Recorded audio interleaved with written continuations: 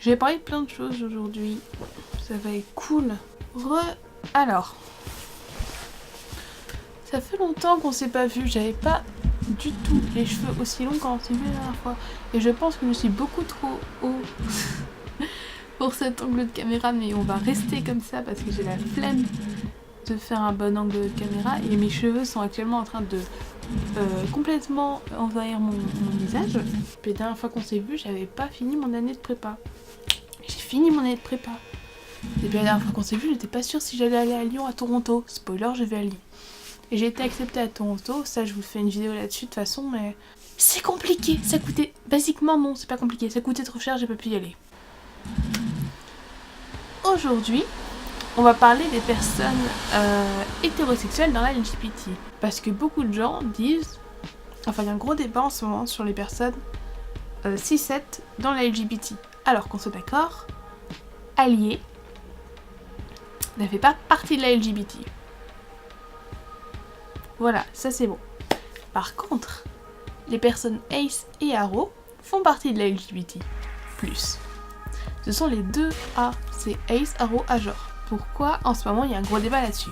Parce que basiquement les gens disent que les gens qui sont cis-het mais aro ou ace ne devraient pas faire partie de la LGBT parce qu'ils n'ont pas les luttes LGBT. Sauf que si en fait, ils ont peut-être pas les mêmes luttes, ils ont peut-être pas des luttes au même level entre guillemets, mais les personnes qui sont aro ou ace restent des personnes qui sont opprimées dans la société que nous vivons, dans laquelle nous vivons actuellement.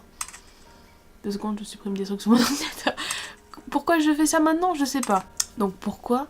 Dans ce cas-là, si d'après ces gens-là, les personnes aro ace ne font pas partie de la LGBT, enfin ne font pas partie à ce moment-là de la LGBT, pourquoi est-ce que les personnes qui sont cis-het mais homo-romantiques font partie de la LGBT? C'est le même level en fait. C'est aussi une oppression à ce niveau-là. C'est complètement con. Enfin, on n'est pas dans une communauté où on fait en sorte de pouvoir se battre tous les jours pour pouvoir tous être à des levels où on est tous égaux, pour ensuite dire non, ceux-là dans la commune ils sont pas pareils. C'est comme les gens qui disent que les trans oui, mais les personnes les personnes trans oui et les personnes non binaires non.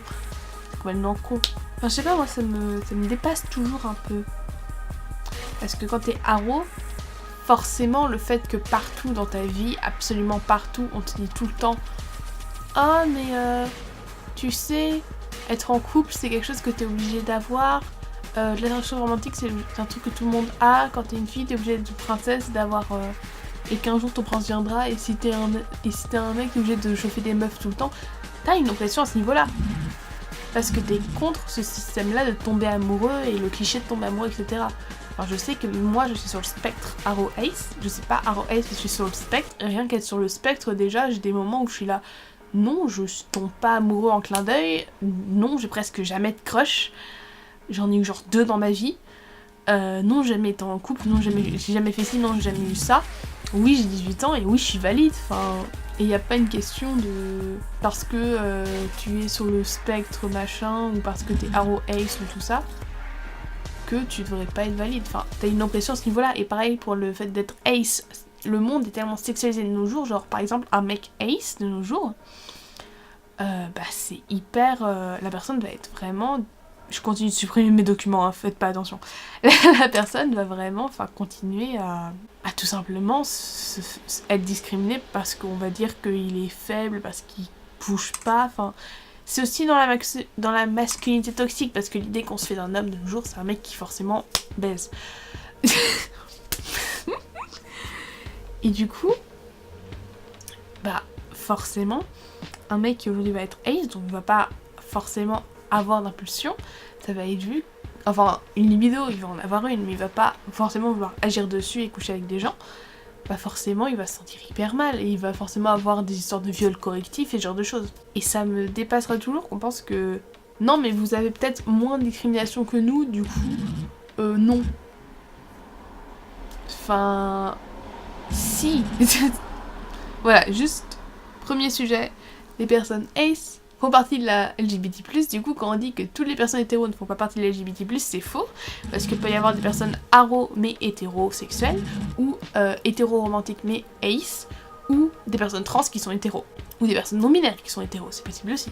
Deuxième sujet, pourquoi est-ce que tout le monde, et je dis bien tout le monde, devrait mettre ses pronoms dans ses bios? Bio, je parle des descriptions sur les réseaux sociaux, etc. Pourquoi est-ce que tout le monde, ce serait important dans le monde aujourd'hui, que quand tu te présentes à quelqu'un d'autre, tu dises bonjour, je m'appelle machin, j'utilise tel pronom. Peu importe qui tu es. Pourquoi c'est important? Tout simplement parce que quand c'est que les personnes trans qui sont obligées de le faire, ça est vu comme quelque chose de très bizarre. D'arriver, de dire bonjour, je m'appelle Evan et j'utilise il. Bah, c'est très bizarre, les gens vont faire ok, d'accord. Et en même temps, c'est important parce que comme ça, la personne sait comment te genrer. Et c'est important de demander ses pronoms aux gens. Mais dans ce cas-là, faut aussi le faire avec les personnes cis, même si t'es sûr à 1000% que la personne est cis. Si la personne vient vers toi et dit bonjour, je m'appelle par exemple Clara et j'utilise les pronoms elle, même si la personne est cis, c'est important que la personne le fasse parce que ça va normaliser le fait de donner ses pronoms. Et au fur et à mesure du temps, si de plus en plus de gens donnent leurs pronoms, bah, il y aura plus de questions de ouais mais je suis pas sûre du genre de la personne, non mais je suis pas sûre de comment j'appelle la personne. Juste la personne, quand elle se présentera à toi, dira bonjour, je m'appelle machin et j'utilise tel pronom. Et si t'es pas sûr et que la personne forcément se présente pas comme ça, peut-être dit je m'appelle machin, j'utilise tel pronom et toi tu utilises quel pronom. C'est... je claque beaucoup des mains. C'est important comme sujet parce que ça va normaliser le fait de donner ses pronoms et du coup forcément les gens qui utilisent des pronoms qui sont pas il ou elle, ça va aussi normaliser ça parce que ça va normaliser le fait qu'on dise bonjour j'utilise yel et par exemple les accords masculins ou yel et les accords féminins ou al ou ol ou autres. Parce que forcément, c'est des pronoms, qu'on a plus de complications à deviner si tu le dis pas à la personne en face de toi. Du coup, voilà. C'est pour ça que je pense qu'il est hyper important que tout le monde, que tu sois cis, trans, non-binaire, tout ce que tu veux, d'utiliser ça quand on se présente. Dire son prénom, ses pronoms. C'est un truc que je vais essayer de faire l'année prochaine quand je vais me présenter aux gens. Mais je vais sûrement pas le faire parce que j'ai toujours de stress à propos de tout. Ok. Dernier petit sujet de la vidéo d'aujourd'hui, je voulais juste faire une petite vidéo avec plein de sujets. Arrêtez, genre vraiment arrêtez de faire jouer des persos trans par des personnes cis. Et surtout par des personnes cis qui sont pas du même genre que la personne. Par exemple, faire jouer un mec trans par une meuf. Faire jouer une meuf trans par un mec. Parce que ça sous-entend ouais mais ça reste quand même un peu un mec au fond, du coup on va le faire jouer par un mec. Non, c'est une femme. Et si vous voulez des gens pour montrer la transition, prenez des gens trans. Croyez-moi, le nombre de personnes trans que je connais... Oui, j'ai repris ce réflexe de mettre mes cheveux derrière mes oreilles depuis que mes cheveux ont poussé, c'est très bizarre. Le nombre de personnes trans que je connais qui sont toutes dans des trucs artistiques, c'est impressionnant. On est particulièrement dans les trucs artistiques. Donc... si vous pouviez nous prendre pour jouer des rôles, juste un exemple, je crois qu'il s'appelle Yann Alexander, c'est une personne qui joue, c'est un gars trans qui joue dans, je sais plus dans quelle série il joue dans une série qui avait été très populaire à un moment, il joue un gars trans, et c'est un gars trans.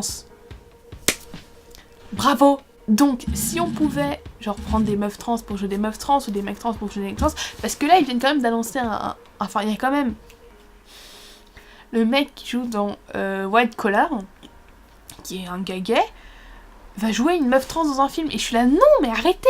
Prenez des putains de meufs trans pour jouer des meufs trans, c'est pas compliqué. Orange is the New Black l'a fait. Vous pouvez le faire aussi. Allez go! Et bien sûr que ça dérangerait pas des meufs trans de détransitionner pour un film. C'est leur job si c'est le job du rôle. Elles peuvent le faire. Et inversement, les meufs. Et les mecs trans aussi peuvent détransitionner pour un film. Vous avez qu'à prendre un mec trans qui est juste bizarrement pas encore transitionné ou qui veut pas prendre d'hormones ou ce genre de choses. Enfin, juste un mec trans qui a pas pris d'hormones ou pas fait d'opération, etc. C'est pas compliqué à trouver. Un mec trans acteur jeune. Au lieu de prendre juste une meuf. Parce que c'est hyper insultant. Enfin, il y a un film qui va sortir. Je sais plus sous le titre. C'est pas grave. Qui est joué, où il y a une meuf trans qui est jouée par l'actrice qui était dans The Neon Demon. Et juste voir une meuf jouer un mec trans, j'étais vachement insultée parce que j'étais là, ok donc tu me prends pour une meuf en fait ce film. tu as pas assez d'aisance pour dire non mais c'est un mec trans, on va prendre un mec, tu sais. Limite je préférerais, si c'était 6 qui jouent nos rôles, que ce soit au moins des 6 qui aient le bon genre. Juste... Enfin, je sais pas. En plus, surtout sur ce film-là particulier, la directrice... je parle en anglais. La metteur en scène, la réalisatrice, tout va bien, la réalisatrice a spécifiquement empêché des mecs trans, ou des personnes trans en général, d'aller dans le casting.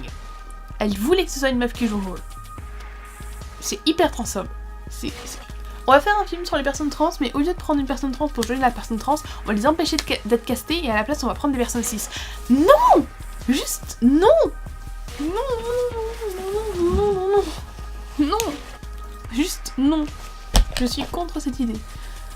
Pareil, Laurence Anyway, Xavier Dolan, je t'aime d'amour, mais t'as fucked up. Genre t'es bien mignon de te choisir à chaque fois qu'il faut jouer un rôle gay, parce que t'es gay, du coup ça fonctionne. Mais pour des meufs trans, peut-être prends une meuf trans. Bon. The Danish Girl, Eddie Redmayne, ou le mec qui a 40 milliards d'Oscars pour jouer des rôles qu'il devrait pas jouer.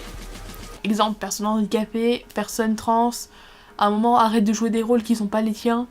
Genre c'est bien gentil d'avoir pris un Oscar pour jouer une personne trans, mais tu l'aurais jamais aussi bien joué qu'une vraie personne trans. C'est le principe d'être trans, c'est que tu sais ce que c'est en fait. Genre j'adore Eddie Redmayne pour plusieurs choses, mais genre il a l'air d'être un être adorable, mais juste le fait qu'il joue dans autant de films où ça aurait dû être des minorités qui jouent à la place de lui, ça m'a saoulé. Le mec qui joue le Joker dans Suicide Squad, Jared Leto, voilà. Lui aussi il a joué une femme trans, parce que pourquoi pas.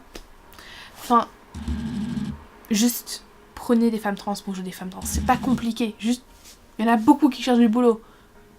Juste prenez-les quoi, enfin bref, ça m'énerve. Voilà, c'était des messages d'intérêt public. Sur ce, je vous dis à la prochaine fois que je filme une vidéo. Espérons que je vais remettre, parce que bon, avec le déménagement, etc., ça risque de pas être simple. Mais je vais essayer. Du coup, je vais faire de mon mieux. Je vous promets rien, cela dit. Bye!